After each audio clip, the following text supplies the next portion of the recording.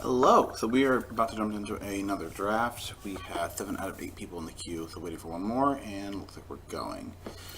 Alright, so hopefully we have something good, and hopefully we don't have a very disappointing random loss in the middle of our draft this time. First pack. Okay, this is not terrible. We have Hostage Taker, Air Elemental, both solid. Siren Storm Tamer, it's fine, I'm not as good either. The first two. Deacon's very good for that. Vampire deck, Fire Blast Cannon, not terrible. Kind of doesn't want to say Hostage Shaker. It's like the most powerful card. Yeah, I think that's right. It's like unfortunate to be passing Air Elemental, but I think that if we end up being in the blue-black deck, the Hostage Shaker has like the highest payoff, so we'll just take that. Yeah. I think I mentioned this before. I did like a tendency to go towards the red-white deck, so this is one way to get off that one. Okay. I think Shard Quartz is actually the option here. Like if you're gonna end up playing blue black, I think you're better off playing that. I'm not sure what the most powerful card in this pack actually is. This pack's overall pretty weak. Paladin of the Bloodstake is not terrible. Don't mind Sure Strike. Ixalan's Wayfinder's actually been surprisingly good. Same thing with Ixalan's Diviner. And Old Oath Growth Drive's almost unplayable, so I'm not playing that. I think it's Shroud of Course. Yeah, I think Shroud of Course. I think this is a very weak pack overall. I think this is the best card in this pack, so we'll take that. Okay. The best card is probably Bellowing Aegisaur or Conqueror's Gaunt. I actually don't know if this is still bugged. I think this is actually the best card in this pack. This was bugged before, where if it died, like you could attack with it, and then they could kill it, but then it would like return from like the graveyard or from anywhere, and then transform, and come back. But I don't know if that's still bugged. You figured they would have fixed it at some point, so I'm going to assume it's not. And then I'll just take that. This ends up being pretty good in this deck anyway. So Cruise 4 is a little high. But you end up having a lot of like kind of dorky guys that you don't want to really attack with, like 2/1s and whatnot. Like you'll play cards like Dire Fleet Hoarder and be able to attack with them. And the 2/10 is more than enough to punch through. So we'll take that. I'm actually surprised it's not gone already. That seems like a very easy pick, but I could be wrong. We will definitely take Stormfleet Aerialist. I was talking about this card before. I actually think this card's pretty good, but I think you need it in the black-white vampire deck, and if you're in the black-white vampire deck, there's other better uncommon vampires you're playing for 1 mana. Yeah, I think this is right. This card's really good. You end up getting to play a lot of early creatures in blue-black. Like you're not ideally trying to play something like Queen-based Soldier, but there's like the 2/1 that when it dies you get a treasure. Having something like a curve into Aerialist is pretty good. We'll take that. I think we're in the right deck. This is very encouraging. So is Run Aground. I do like Skullduggery though. I'm not sure if Skullduggery is better than Run Aground. Maybe having the 1 mana interaction is actually better. Run Aground's like actually removal though, which is nice. I kind of want to take Skullduggery though. I mean, we're very solidly in blue at this point. I just like the fact that we get to have a 1 mana combat trick in this kind of tempo oriented deck. The deck ends up being very tempo oriented, so I think this actually might be better than the Run Aground. It's actually a hard choice. Yeah, we'll take the Run Aground. I think that's very close. I think maybe that might be wrong there, and we'll just take this card. I talked about this card in the last video. It's a card we saw in that deck, and like I said, it's actually just a vanilla creature. We'll end up getting a couple treasures here and there. if we are lucky, we'll end up getting the equipment, the Pirate Cutlass. And that's not a payoff, but it's an extra value. It's a card you want in this deck anyways with so many pirates. Right now we have Hostage Taker, which is a pirate. We have the Stormfleet Aerialist, which is also a pirate. This is also a pirate, so it's a card you end up wanting. We'll take the Plunder, so I'm not upset about that. I'll take that too. This is another card I was looking at. So, we're definitely taking the Heartstopper. But I think what's apparently if I right click it, reserves that. It's interesting to take a return a pirate, which we have plenty of, and then same thing for vampire, dinosaur, or merfolk. As far as I know, there's no merfolk pirates or vampire pirates or anything like that. There's definitely no dinosaur pirates, so that would be sweet. But I think in our deck it literally only returns one creature, and there's better card for us than that. So we'll just take the Heartstopper here, and this is a really great one drop. That's what I'm talking about, where you get to curve these kind of one drops that you'd want to play anyways into something like the Aerialist, and it's really hard to get for the game to spiral out of control from there. Dark Nourishment isn't terrible. 3-dimensional target creature or player is an instant though, which is probably the best part about it. This is one of those cards too I expect if we're going to be, if someone's in black, this is a card you would take, not necessarily very highly, but you would definitely take it. I haven't played with this card personally though, so I could be totally wrong about that, but we'll try that. So we'll take Dark Nourishment. From here we start seeing cards we're not particularly fond of. Raiders Pick apparently is very good. I've never actually cast a card before it either. This will be a very fun day of casting new cards. Hardo is pretty good. The rest of the card I haven't actually played with yet. I just want more warm bodies. So let's take the Pirates. I'm not anticipating having any Explore creatures, but I also don't want to play Cancel necessarily, so I'm going to choose the Chupacabra right now. Chupacabra. And we'll take the Vicious Conquistador, because why not? I'm not playing any of these cards, but we'll just take the Seeker. And the Caller. And this basic land. Great. We're doing pretty good so far. This is a very solid draft. Okay, this is moving right on. I should like a lot of these cards. This is another situation we're talking about. So I think this is the best card in the pack, but we're definitely not in white, unfortunately. Kennedy would be good in our deck, but we're not playing red. I actually like this card too. The Quartermaster might not be terrible. Let's actually find our Galleon, which is neat. It's a 4-drop 2/2, which isn't the most attractive. I really do like Depths of Desire. And Run Aground. We already have a Run Aground. I think we're already kind of heavy on the 4-drops. Which makes the Run Aground and the Quartermaster not terribly attractive. Castaways is also a potential option. I haven't had much success with the card personally, though. That could be me. I could be playing the wrong type of decks, but I feel like there's better 2-drops than that. Like, I'd rather just play the one. When it dies, you get a treasure. I mean, that's better for what we're trying to do. So, also have to take Depths of Desire. It's not the most attractive pick. Like these, these 3 cards are much better overall. But for what we're doing, this is definitely, I think, the pick. What else do we have? Oh, Sky Terror. I love Sky Terror. These are like the things that keep me up at night. The lack of Sky Terror. I think we're gonna end up taking the Fathom Fleet Cutthroat. And once again, it's not a card I'm like terribly fond of. I can take the second Run Aground here. I also want to make sure my creature count is relatively high, and it's another issue with decks like these where you end up missing a lot of like the critical massive creatures.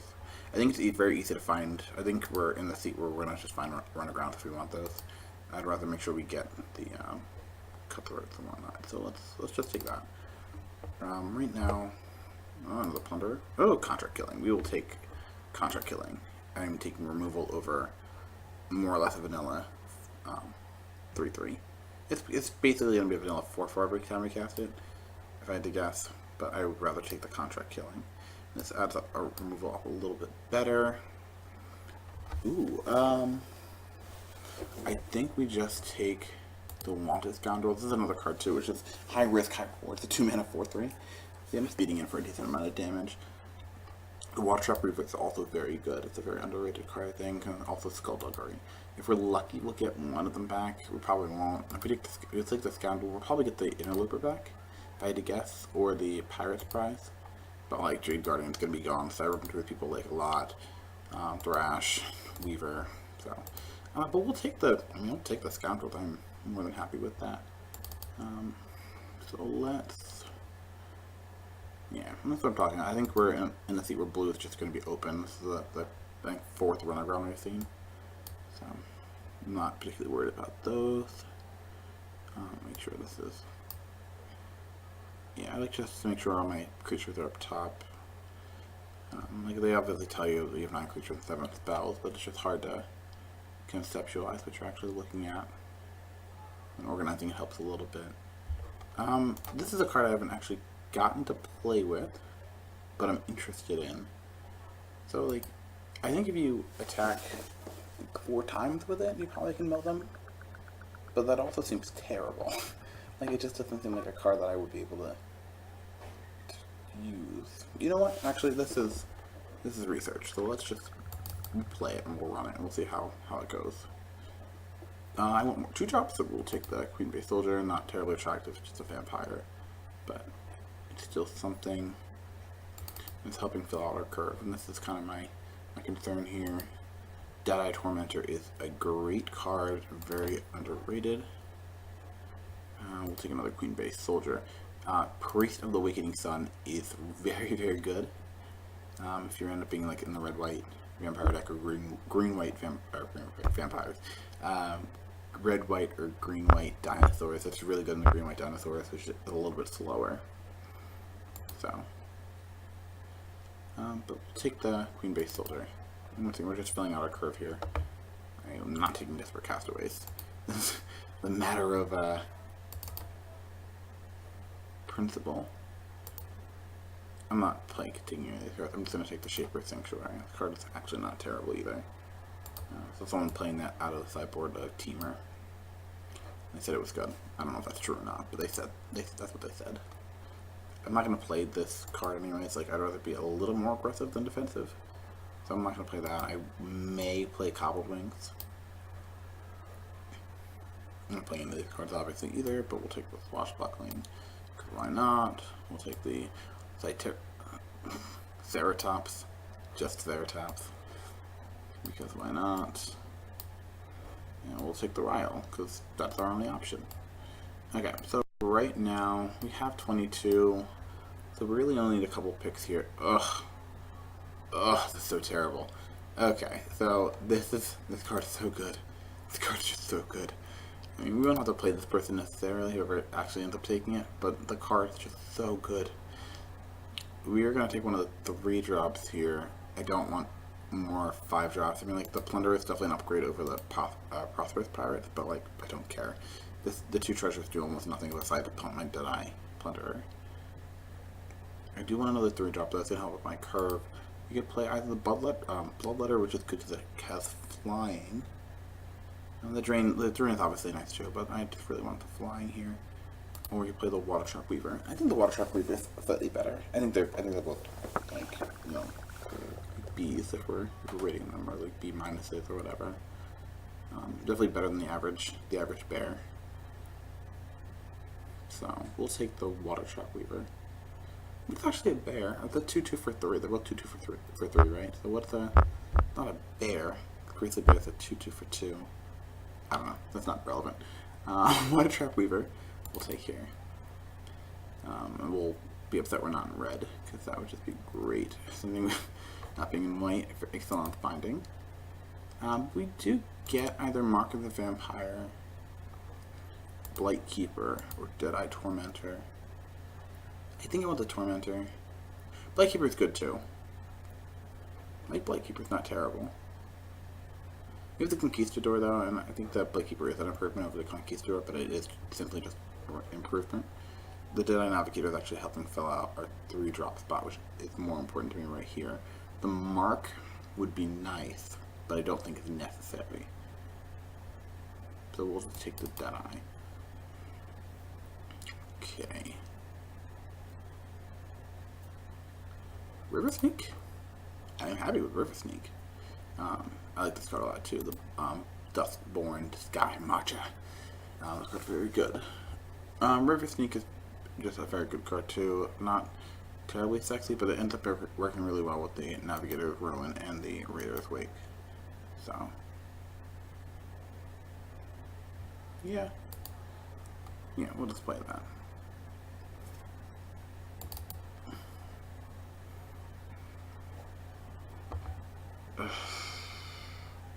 Well, now we have the River Sneak.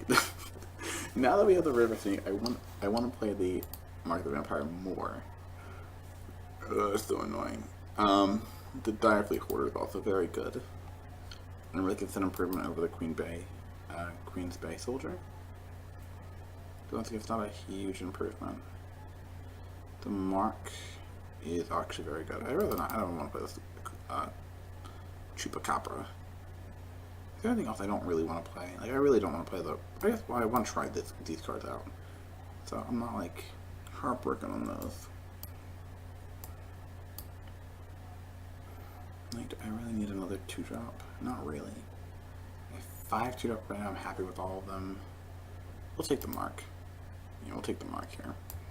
And I'm not sure if that's right or not, but once again, this is all research. I want to take. So, I mean, okay, my 2 options here, I'm either taking the Siren Storm Tamer. I really don't want too many 1-drops, but I think the Siren Storm Tamer is just much better than Conquistador. It is a pirate in addition to its other types.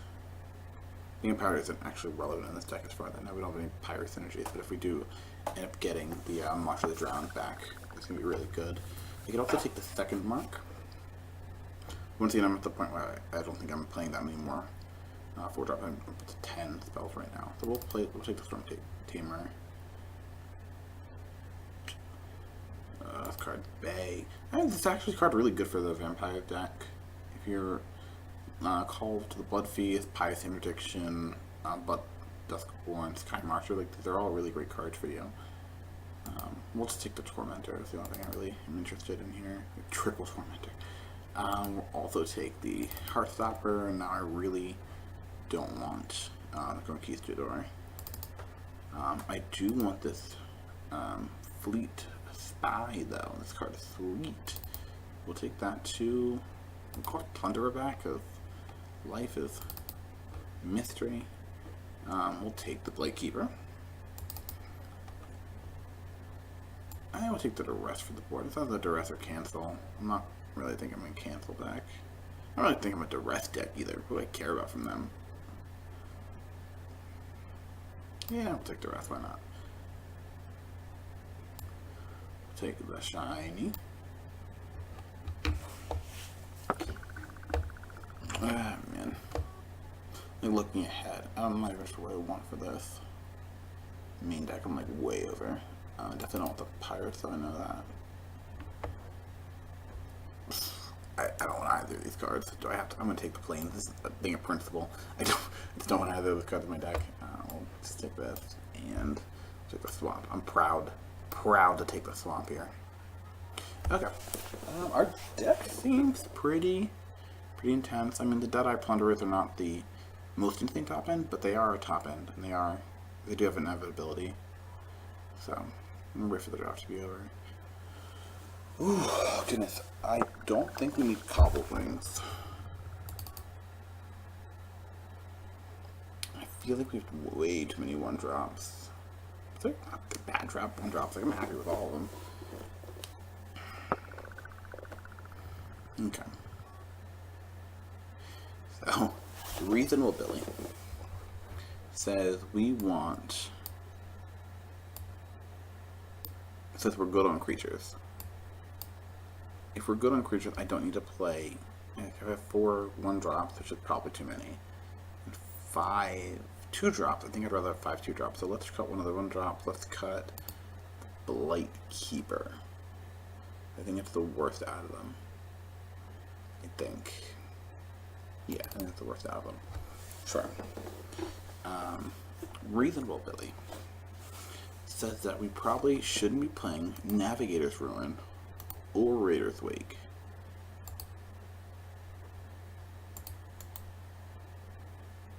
I don't think we should be playing the Deadeye Quartermaster either, but that does get our Galleon. Did we even see a Pirate Cutlass the entire draft? Man, what happened to those things? Well, I just get rid of him. Her? I think it's a her. Yeah, it's a her.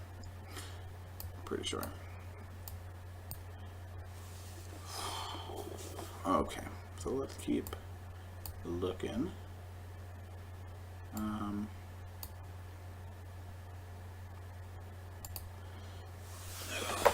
really need to cut 2 more. I don't think the reasonable person would say cut the Navigator's Ruin and cut the Raider's Wake, you dummy. Those people would be wrong. It could be totally right though.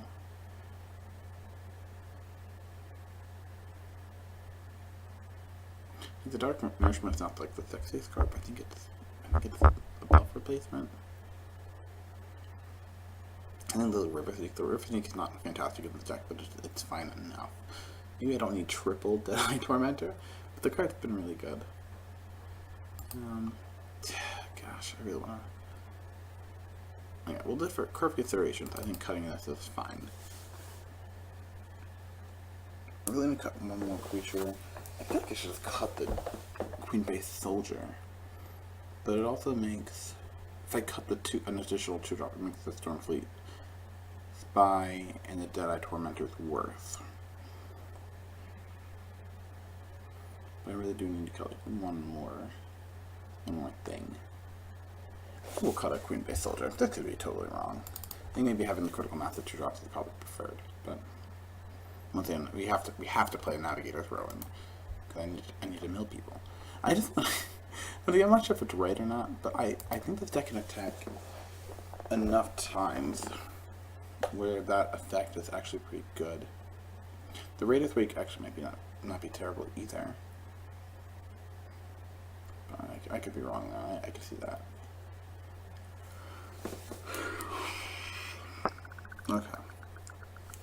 This is our deck. I think we want to be slightly. No, it's actually, I think we just want to be 3 down the evening. 3 down the middle again, 8 and 8. I'm pretty sure. Let's see what Moto says. And Moto says 8 and 8 a.m. I think that's about right. Like, we definitely do want access to black and blue pretty much at the same time early in the game. It's not like we need double spells. That's kind of what I end up doing. And I do this in paper. If you actually try to like put this into terms of when you actually want to cast a lot of these spells, I want to cast the creatures all in their respective turn typically. You have some exceptions like Bloodcrazed Paladin is something you don't want to cast on turn 2, you want to cast that on turn 5 or 6. Chart the Course I don't want to cast on turn 2, right? I could theoretically I could attack Heartstopper and then chart the course. But realistically I'm probably going to be casting on turn 4.